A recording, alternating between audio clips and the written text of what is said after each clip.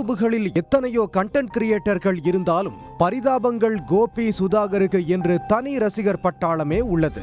பரிதாபங்கள் என்ற பெயரில் அவர்கள் வெளியிடும் வீடியோக்கள் நிமிடங்களில் லட்சக்கணக்கான பார்வைகளை அள்ளும்.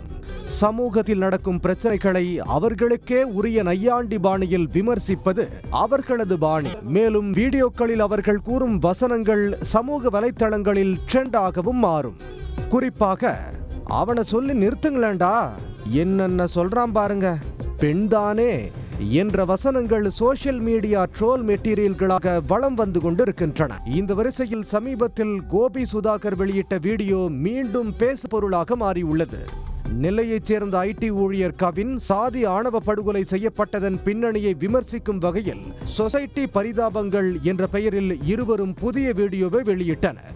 அதில் சாதி ஆணவத்தோடு சுற்றித் திரியும் நபர்களை கிண்டல் அடித்ததோடு அவர்களை வெளுத்தும் வாங்கின. சமூக வலைத்தளங்களில் பெரும் வரவேற்பை பெற்ற இந்த வீடியோ 40 லட்சம் பார்வைகளை கடந்துள்ளதுடன் எக்ஸ், ஃபேஸ்புக், இன்ஸ்டா என அனைத்து சமூக வலைத்தளங்களிலும் பேசு பொருளாகியுள்ளது.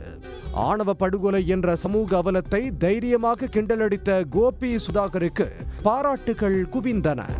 ஆனால் கோவையைச் சேர்ந்த வழக்கறிஞர் தனுஷ்கோடி என்பவர் வீடியோவை நீக்க கோரி கோவை மாநகர காவல் ஆணையர் அலுவலகத்தில் புகார் அளித்துள்ளார். சாதிய பாகுபாட்டு மனநிலையை விமர்சிக்கும் விதமாக வீடியோ வெளியிட்டதில் கோபி சுதாகருக்கு பல்வேறு தரப்பினரும் பாராட்டு தெரிவித்து வரக்கூடிய சூழலில் தற்போது கோவை மாநகர காவல்துறையிடம் புகார் அளிக்கப்பட்டுள்ளது பரபரப்பை ஏற்படுத்தியுள்ளது. உடனுக்குடன் செய்திகளை தெரிந்து கொள்ள சன் நியூஸ் பெல் ஐகானை கிளிக் பண்ணுங்க.